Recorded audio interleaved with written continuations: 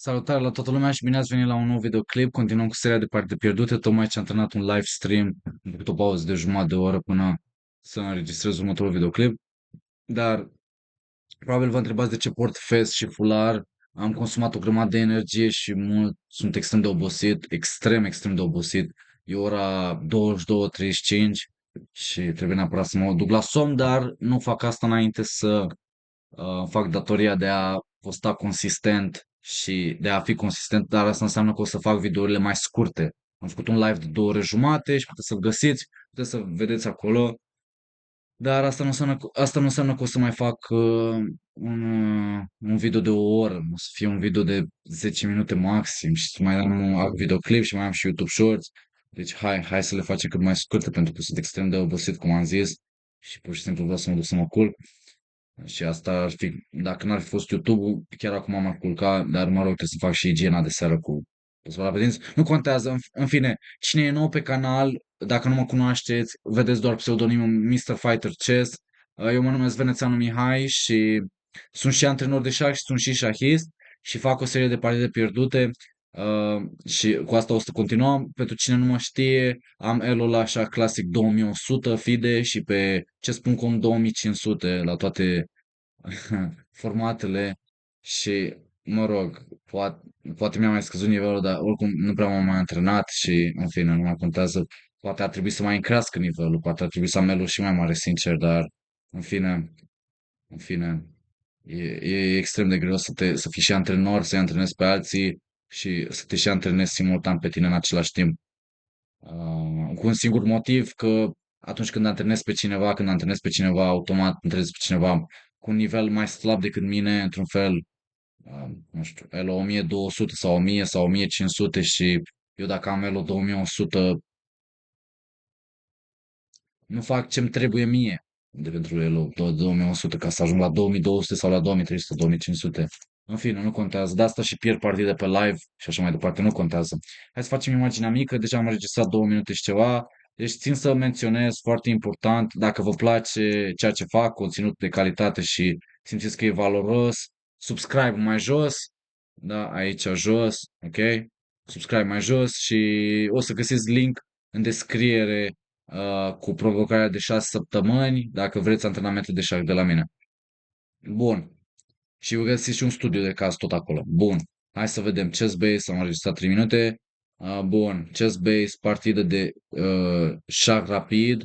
În 2021 am pierdut partida asta împotriva domnului Uscoi Cornel și m-a bătut rău. A fost în runda 8-a.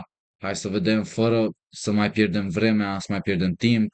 O să dăm drumul. Țin să menționez că a fost în decembrie, deci a fost acum 4 ani de zile și Muscoi Cornel, aș zice că n-are el o chiar atât de mare, dar a jucat foarte bine în partida asta și ulterior, peste un an, l-am bătut la șah rapid la Urziceni în 2022. Bun, hai să vedem. Deci mi-a luat revanșa. Mi-a jucat împotriva siciliene, a jucat varianta închisă, da, Grand Prix Attack, F4, nebun G7, am jucat eu, cal F3, cal C6, nebun B5, să-mi atace calul de pe C6 și aici probabil că ar trebui să joc cal de 4, pur și simplu să joc la evitare, dar la asta să-mi ia calul, am zis că nu am nicio problemă, E6, bătaie, rocada mică, D5 ca să sparg în centru, acum nu prea sunt de acord cu D5, ar trebui să joc cal E7, pentru că am mai obținut experiență varianta asta D3, și D6, nu știu, pentru că D6 pur și simplu vrei să previi E5 sau să descurajezi pion la E5, și, de exemplu, dacă joacă nebun E3, rocada mică și alte chestii, de exemplu, ca la A4 și B3, care e o idee tipică, nu știu, spun că aș da și E5 poate la un moment dat, sau dama A5 și aici, B3 nu merge, C3 să zicem aici, și deja începe să-mi placă, nebun A6, da. Dacă dă vreodată E5, obțin cal de 5 în poziția asta exact și negru stă mai bine, în fine. Contează mutare pe mutare, dar am zis să joc foarte ambițios de 5, deși ar trebui să dai E5 mult mai târziu, D5 mult mai târziu. I-am dat direct, el a jucat E5 ca să închidă poziția și cu mare dreptate Și aici nebuna 6 D3. De ce? Ideea mea inițială era D4, dar nu e bună D4 pentru că are cale 4 și îți atacă și aici, amenință și cal D6 și ai probleme grave. Dacă joci damă D5, pur și simplu D3 sau și mai bine cal D6, șah și după aia e câștigat complet, cumva, care e cea mai bună mutare D3 și presupun că C3 sau C4. Ți-a prins dama într-un fel. Ți-a prins dama rău, o să joci C4, trebuie să bați un pasant.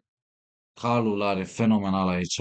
Deci dacă ar fi să pregătești chestia asta, eu gen, ar fi trebuit să joc D5 mai târziu, cum am zis, cale 7, D3 și poate aici D5, are mai mult sens. Și D4 și asta, nu știu, poate joc rocada mică. Rocada mică, aș fi în stare să joc și dacă îmi bate, pionul ăla îl sacrific oricum în toate variantele. Bine, glumesc. Nu știu, joc un turn B8 la compensație sau cal de 5 sau chestii, cal de 5 cu ideea dama 5 și alte chestii și turn B8. Dar nu trebuie să dai de 5, trebuie să joci de 6. De 6 trebuie să joci. Asta e mutare bună.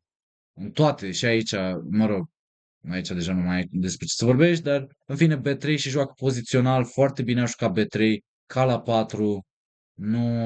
Eu am făcut rocada mică, ca la 4 și C4, asta pregăteam, el a jucat cal C5 și aici am jucat dama 5 și apare că engine-ul o tratează drept noutate. Predecesor dama B6, a, da, și fac o legătură, mi-a fost frică de cal de 7, dar la D4 sau la nebune 3, cred că de nebune 3 mi-a fost frică, pare că Wang Yi cu Pașchi Crian. În fine, nu contează. Cât am înregistrat? 7 minute. Hai. Deci la asta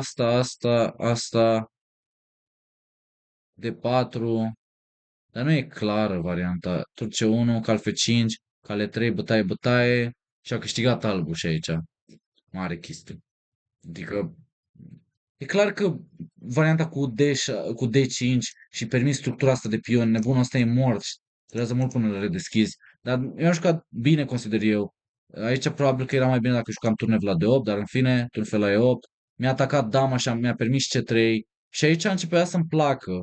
Mai ales că am apucat și D4 și dacă joci vreodată G4, presupun că o să joc cale 3 și aici eu sunt câștigat, gen turn F2 și C5 și putem să dăm mâna și negru câștigă efectiv turna de 8 și GG, că nu mai poți să mai scoți structura asta de pion și nu mai poți să scoți calul de acolo și e GG. Efectiv și nu ai cum să-ți miști tura, gen negru e complet câștigat.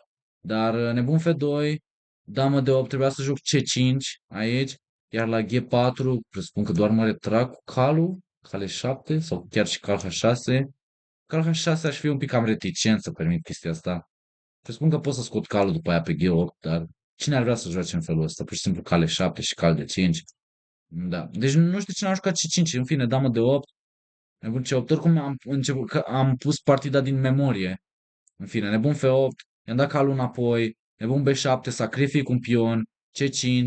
Și am sacrificat nebunul. Am pierdut. Uh, da. La nebunia la de 4 C5. A bătut cu calul foarte justificat. A câștigat pur și simplu un pion. Mi-a câștigat pionii. Deci am greșit pe aici. Care a fost greșeala? Damă de 8 a fost greșeala. C5 egala. Da. În fine, nu știu dacă apucam, dacă chiar așa s-a jucat la Blitz. Dar în fine. Ok. Și mi-a luat nebunul, cale la de 4, mi-a luat și celălalt pion. Mi-a luat și o pe C2. Dar acum se traduce în atac la rege, incredibil. Că apucă calul pe F6 și nu îl iau. Wow, deci tura la E7 e greșită. Ba nu e egală, că al F6, rege H8, dama F3 și amenință dama H3, incredibil. A bătut și dama H3 mă amenință cu mat. Știu că trebuia să joc cu nebun G7. Aici zice că poziția e egală. H6 era mai bună. Cu H5 am gafat. H5 e greșeală pentru că are idei de cal H5 în multe variante și idei de G4, turn C7 am jucat. Și aici nebun G7 e foarte important să-i scoți calul de aici.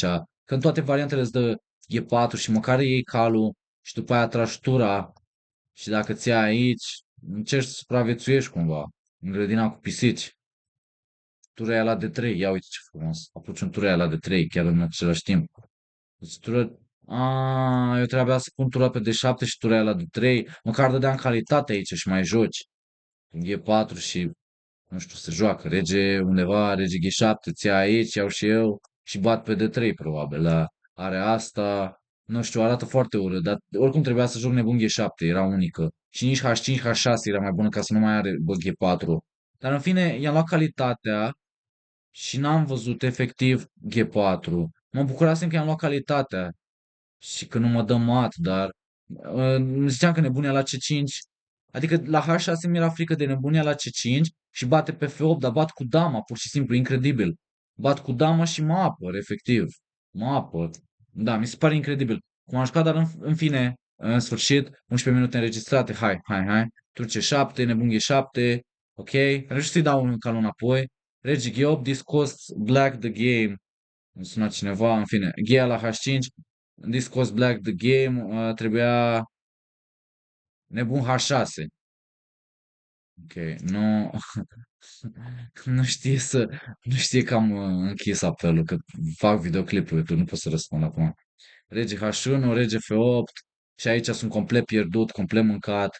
Am jucat F6 pentru că mi-era frică, efectiv, nu am ce să mai joc, adică dacă plec din rege dau nebunul și n-am cum să-l apăr, adică vreau să plec din rege, efectiv urmează cal G5, urmează cal F6, urmează dama aia la H5, e foarte periculos, am jucat F6, dar n-am văzut dama aia la E6, am bătut pe D3, calea la F6 amenință damă G8, damă F3, am dat un șah, tură G2, damă D1, nebun G1, tură F7, șah, rege G8, damă G6, amenință cal F6, brutal, turna F8, cal F6 și l-am lăsat să mă facă mat.